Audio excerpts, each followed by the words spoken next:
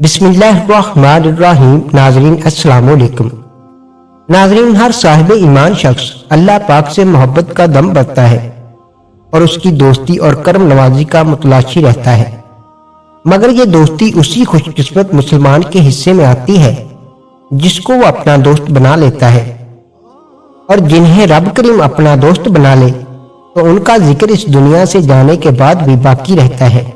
ایسے لوگوں کو اولیاء اللہ کہتے ہیں۔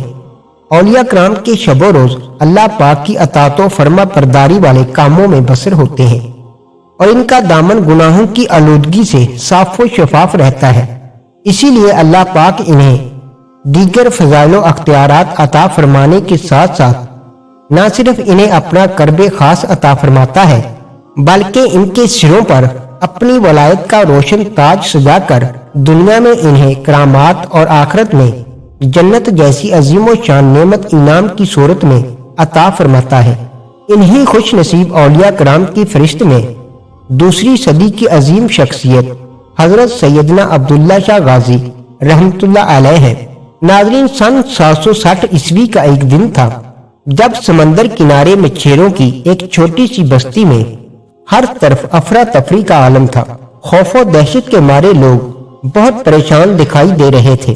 لوگ اپنی کشتیوں کو باندھنے اور شکار کی گئی مچھلیوں کو محفوظ کرنے کی کوشش میں مصروف تھے۔ کچھ سہمے ہوئے لوگ اپنے اپنے جھونپڑوں میں اپنے سامان کی حفاظت میں مصروف تھے۔ ان کی نظریں بار بار کبھی سامان اکٹھا کرنے پر اور کبھی دور سمندر کے اوپر اٹھتے ہوئے گہرے اور خوفناک کالے بادلوں کی طرف جاتی تھی۔ حالانکہ ان مچھیروں نے تمام عمر انہی سمندروں میں مچھلیاں پکڑتے اور کشتیاں چلاتے گزار دی تھی، مگر انہوں نے کبھی ہوا اور سمندر کا مزاج اتنا خراب نہیں دیکھا تھا جتنا آج نظر آ رہا تھا۔ آسمان کا رنگ بتا رہا تھا کہ اگر یہ طوفان ساحل سے ٹکرا گیا تو یہ پوری بستی تہس نہس ہو سکتی ہے۔ طوفان کے آثار دیکھتے ہوئے کچھ بزرگ مچھیرے مل کر آپ رحمت اللہ علیہ کے پاس آئے۔ یہ بزرگ اس وقت حیات تھے، کچھ دنوں کے لیے یہاں ٹھہر گئے تھے۔ مچھیروں نے جب ان بزرگ سے دعا کی درخواست کی تو وہ اپنی جھونپڑی سے باہر آئے، پہاڑی پر چڑھ کر آسمان کی طرف ہاتھ اٹھا کر دعا کی، یا اللہ اس طوفان کو ختم فرما دے، اور سمندر کی طرف رخ کیا۔ عالم جلال سے سمندر کی لہروں کو دیکھا، ہاتھ سے سمندر کی طرف اشارہ کیا اور گرجدار آواز میں فرمایا، بس اللہ کے حکم سے وہیں رک جاؤ۔ آپ کے الفاظ کا سننا تھا کہ سمندر گویا ٹھہر سا گیا، ہوا کے منہ جوڑ گھوڑے کو جیسے لگام لگ گئی ہو، اور پھر لوگوں نے دیکھا کہ کچھ ہی دیر میں بادل چھٹ گئے اور طوفان ختم ہو گیا۔ لوگ ہنسی خوشی اپنے گھروں کی جانب روانہ ہو گئے۔ ناظرین، یہاں میں آپ رحمت اللہ علیہ کی ایک اور کرامات کے بارے میں بتاتا چلوں۔ یہ 1971 کی بات ہے جب دشمن ملک بھارت کے ساتھ پاکستان کی جنگ چل رہی ہے۔ ملک بھر کی طرح روشنیوں کا شہر کراچی بھی مکمل طور پر تاریکی میں ڈوبا ہوا ہے۔ پھر بھی ایک مقام ایسا ہے جہاں بلیک آؤٹ کے باوجود روشنی ہوتی رہتی ہے۔ دیکھنے والوں کو اپنی آنکھوں پر یقین نہیں آتا کہ ظاہری سلسلہ منقطع ہو جانے کے بعد بھی یہ روشنی آخر کس طرح قائم ہے۔ اس روشنی کا مرکز کلفٹن کراچی کے علاقے میں واقع ایک اونچا گنبد ہے جو میلوں دور فاصلے سے بھی صاف نظر آتا ہے۔ یہ گنبد اس مرد جلیل کے مزار مبارک کا ہے جسے اہلیان پاکستان حضرت عبداللہ شاہ غازی رحمت اللہ علیہ کے نام سے جانتے ہیں۔ ناظرین، واقعہ کچھ اس طرح ہے کہ 1971 میں پاک بھارت جنگ جب چھڑی تو دوسرے بڑے شہروں کی طرح کراچی میں بھی مکمل بلیک آؤٹ کر دیا گیا۔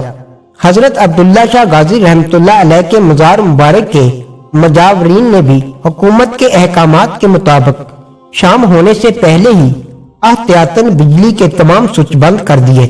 مغرب کی اذان تک عموماً فضاؤں میں ہلکا سا اجالا رہتا ہے، اس لیے حاضرین اور مجاورین کو کوئی خاص تبدیلی محسوس نہیں ہوئی، مگر جیسے ہی مغرب کی اذان ختم ہوئی مزار مبارک کے گنبد کا بڑا بلب جل اٹھا۔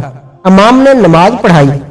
پھر جب نماز ختم ہوئی تو کچھ لوگ باہر آئے اور انہوں نے اس بات کی نشاندہی کی کہ مزار مبارک کا بڑا بلب جل رہا ہے۔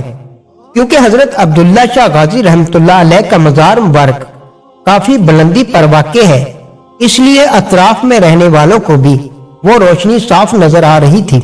फिर इसके बाद एक हलचल सी मच जाती है और लोग मज़ार मुबारक की तरफ दौड़ पड़ते हैं। मुजावर हैरान और परेशान है कि बिजली के तमाम स्विच बंद हैं, फिर भी आखिर ये रोशनी कहां से आ रही है। आखिर में मेन कट आउट भी निकाल दिया जाता है, मगर गुंबद का बड़ा बल्ब फिर भी जलता रहता है।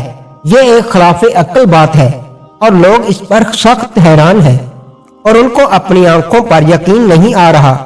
खुश अकीदा लोगों का ये कहना है कि ये अल्लाह की वली की करामत है, और करामत कहते भी उसी को है जो इंसानी अक्ल को आजिज कर दे। तो नाजरीन, जो औलिया अल्लाह की करामत होती है ये अंबिया के मोजज़े की दलील होती है। उसके बाद फिर उस वाक़े के पूरे शहर में धूम मच जाती है। लोग कतार दर कतार अंधेरे में हजरत अब्दुल्ला शाह गाजी रहमतुल्लाह अलैह की ये करामत देखने आते रहते हैं। जंगी सायरन बजते रहे और भारतीय फजाइया के हवाई हमले भी जारी रहे। नाज़रीन, 1971 की जंग तकरीबन 15-16 दिन जारी रही थी। हिफाजत के तौर पर कराची में जंग बंदी के बाद भी कोई 2 से 3 हफ्ते ब्लैक आउट का सिलसिला जारी रखा गया। इस तरह एक माह से ज्यादा किसी ज़ाहिरी वसीले या सिस्टम के बगैर हजरत सईद अब्दुल्ला शाह गाजी रहमतुल्लाह अलैह के मज़ार का चिराग जलता रहा।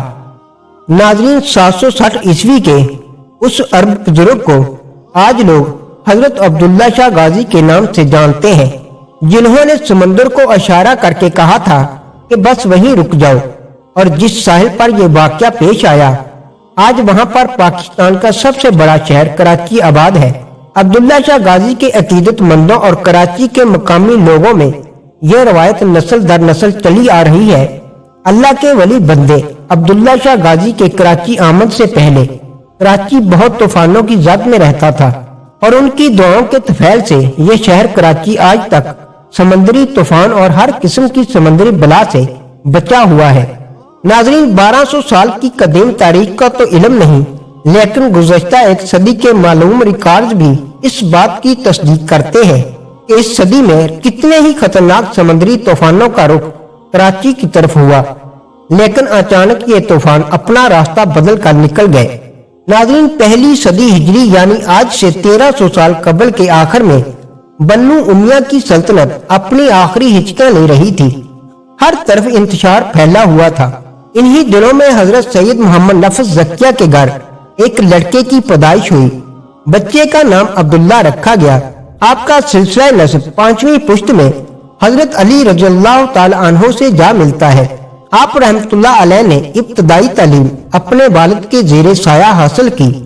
दूसरी सदी हिजरी के आगाज में बन्नू उमिया की हुकूमत खत्म हो चुकी थी। उस वक्त अब्बासियों और अलवियों के दरमियान खिलाफत के सिलसिले में शदीद कशमकश जारी थी और सदात को जुल्म सितम का निशाना बनाया जा रहा था। नाजरीन, 138 हिजरी में आप रहमतुल्लाह अलैह के वालिद ग्रामी हजरत सईद मोहम्मद नफसे ज़किया रहमतुल्लाह अलैह ने इस जुल्म के खिलाफ एहतजाज किया। इसकी इब्तिदा मदीना मुनव्वरा से की और अपने भाई हजरत इब्राहिम बिन अब्दुल्ला को इस सिलसिले में बसरा रवाना किया। लेकिन अब्बासी हुक्मरानों ने सदात की मुखालफत शुरू कर दी, क्योंकि वो इनसे खतरा महसूस करते थे। सदात के कत्ले आम में कोई कसर बाकी न रखी गई। इस दौर में सदात के कई बच्चे यतीम हुए और कई खवातीन बेवा हुई। हजरत सैयद नफस ज़किया ने अपने बेटे हजरत अब्दुल्ला शाह गाजी को अपने भाई हजरत इब्राहिम के पास भेज दिया। लेकिन जब हजरत अब्दुल्ला के चचा हजरत इब्राहिम दिबाज को जिंदा दीवार में चुनवा दिया गया, तो हजरत अब्दुल्ला शाह गाजी रहमतुल्लाह अलैह इस इंतशार से महफूज रहने के लिए इराक से होते हुए सरजमीन सिंध की जानब रवाना हो गए। आप अपने 20 साथियों के साथ पहले कूफा गए। वहां कई घोड़े तजारत की गर्ज से खरीदे और तवील मुसाफत तय करते हुए सिंध पहुंचे। सिंध आप एक ताजर की हैसियत से पहुंचे। बरसगीर में खित्ता सिंध को यह सआदत हासिल है कि यहाँ सबसे पहले इस्लाम का सूरज तलू हुआ। आप सिंध की धरती पर पहले सूफी थे जिन्होंने इस्लाम की शम्मा रोशन की। आप रहमतुल्लाह अलैह ने इस्लाम की बेहतरी के लिए कोशिशें की और बहुत से लोगों को इस्लाम से आशना कराया। حضرت عبداللہ شاہ غازی رحمۃ اللہ علیہ اپنے حسن و اخلاق سے بہت جلد لوگوں کے دلوں میں گھر کر گئے اور آپ رحمۃ اللہ علیہ کی مقبولیت میں روز بروز اضافہ ہونے لگا، کیونکہ سادات اور اہل بیت میں آپ رحمۃ اللہ علیہ ہی واحد ہستی تھے جن کی آمد سب سے پہلے یہاں ہوئی، لہذا کچھ حاسدین بھی پیدا ہو گئے۔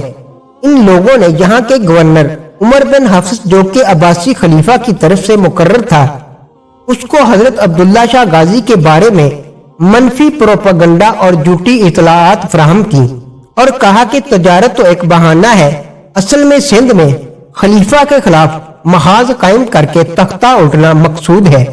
لیکن عمر پر اس کا کوئی اثر نہ ہوا، کیونکہ وہ ان سے بہت انس رکھتا تھا اور ان کا بے حد احترام کرتا تھا، اس لیے اس نے لوگوں کی بات سنی انسنی کر دی، بلکہ حضرت عبداللہ شاہ غازی کی خدمت میں حاضر ہو کر شرف بیعت حاصل کی اور در پردہ آپ کی حمایت کرتا رہا۔ عمر بہت دن اس معاملے کو ٹالتا رہا اور اس کوشش میں رہا کہ خلیفہ کے ذہن سے حضرت کا خیال نکل جائے، مگر ایسا نہ ہو سکا۔ جب حضرت عبداللہ شاہ غازی رحمۃ اللہ علیہ کو اس کی اطلاع ملی تو آپ رحمۃ اللہ علیہ مسکرا کر خاموش ہو گئے، لیکن آپ کی تبلیغ میں رکاوٹ آ گئی۔ عمر نے احتیاطاً آپ کو ایک ساحلی ریاست میں بھیج دیا اور وہاں کے راجا جو اسلامی حکومت کا اطاعت گزار تھا اس کو ہدایت کی کہ حضرت عبداللہ شاہ غازی کا ہر طرح سے خیال رکھا جائے۔ تقریباً 4 سال تک آپ راجا کے مہمان رہے اور اس عرصہ میں مسلسل اسلامی تعلیمات کی تبلیغ کرتے رہے۔ آپ رحمۃ اللہ علیہ کی کاوش سے ریاست میں کافی لوگوں نے اسلام قبول کیا۔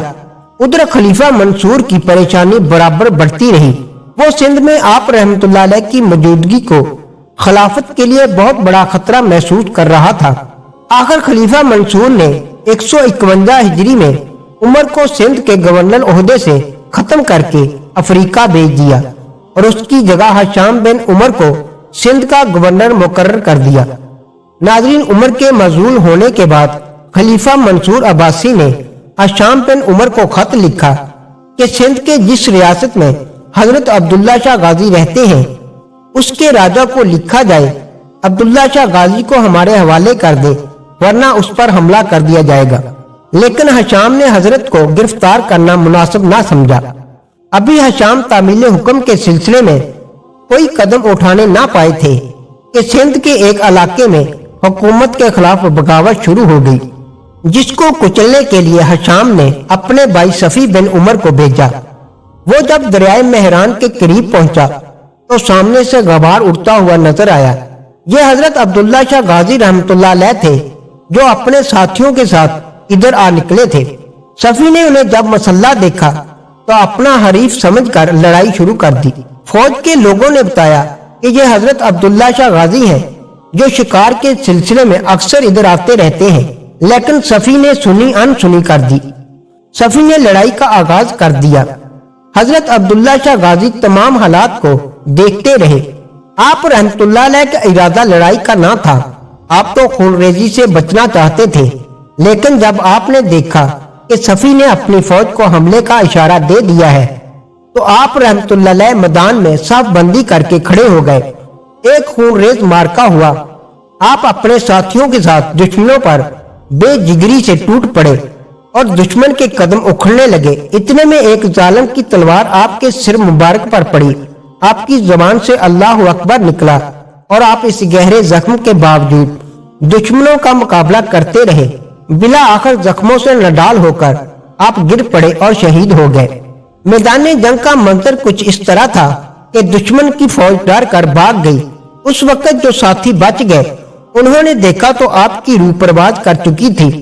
ساتھیوں نے آپ کی میت کو اپنے حصار میں لے لیا کہ دشمن کی منتشر فوج دوبارہ نہ پلٹ آئے۔ پھر جب اطمینان ہوا تو آپ کے جسد مبارک کو لے کر ایک چھوٹے سے ساحلی گاؤں میں جا پہنچے۔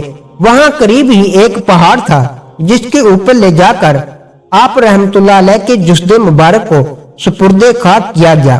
یہ واقعہ 151 ہجری میں رونما ہوا۔ حضرت عبداللہ شاہ غازی کا مزار مریدوں نے درختوں کی لکڑیوں اور پتوں سے بنایا تھا۔ بعض مریدان آپ کی قبر کے قریب ہی مقیم ہو گئے۔ مریدوں کو سب سے زیادہ دقت یہ پیش آتی تھی کہ वहां पीने का मीठा पानी मुयस्सर नहीं था। समुद्री जमीन पर पहाड़ी जहां मीठे पानी का होना नामुमकिन था, मरीजों की दुआ से हजरत अब्दुल्ला शाह गाजी के मजार की पहाड़ी के नीचे से मीठे पानी का चश्मा जारी हुआ, जो आज भी जारी है। समुद्र के साथ इस पहाड़ी के दामन में मीठे पानी का चश्मा सदियों से बह रहा है। अतराफ के खारे समुद्री पानी के बीच में मीठे पानी की मौजूदगी, ये अब्दुल्ला शाह गाजी की ऐसी करामात है जिससे आज भी अल्लाह की मखलूक फायदा उठा रही है। उस जमाने के औजार मुकाम का वो पहाड़ जहां आपका मजार तामीर किया गया, आज बैनुल अक़वामी शोहरत के हामिल शहर कराची का हिस्सा है। कराची के साहली इलाके क्लिफ्टन में आपका मजार वाक़ है। 151 हिजरी से आज तक आपके मजार मुकद्दस पर लोग जोक दर जोक हाजिरी देते हैं। कराची में हजरत बाबा अब्दुल्ला शाह गाजी रहमतुल्लाह अलैह के मजार पर उर्स की तकरीब 1890 में भी हुआ करती थी, जब कराची की आबादी बहुत कम थी। उस वक्त भी हजरत अब्दुल्ला शाह गाजी रहमतुल्लाह अलैह तमाम मजहब के मानने वालों के लिए काबिल एहतराम थे, और आज भी तमाम मुकातब फिक्र के लोग आप रहमतुल्लाह अलैह के मजार पर हाजिरी देते हैं। आप रहमतुल्लाह अलैह 99 हिजरी को मदीना मुनव्वरा में पैदा हुए और 151 हिजरी को कराची में वफात पाई। हजरत अब्दुल्ला शाह गाजी रहमतुल्लाह अलैह का उर्स मुबारक हर साल माह जुल हज की 20, 21, 22 तारीख को बड़ी अकीदत और एहतराम के साथ मनाया जाता है। आपकी इस्लामी खिदमात की पेशे नजर अहले सिंध और दुनिया भर से लोग अपनी अकीदत के इजहार के लिए आपके मजार पर हाजिर होकर शानदार हदिया तबरक पेश करते हैं।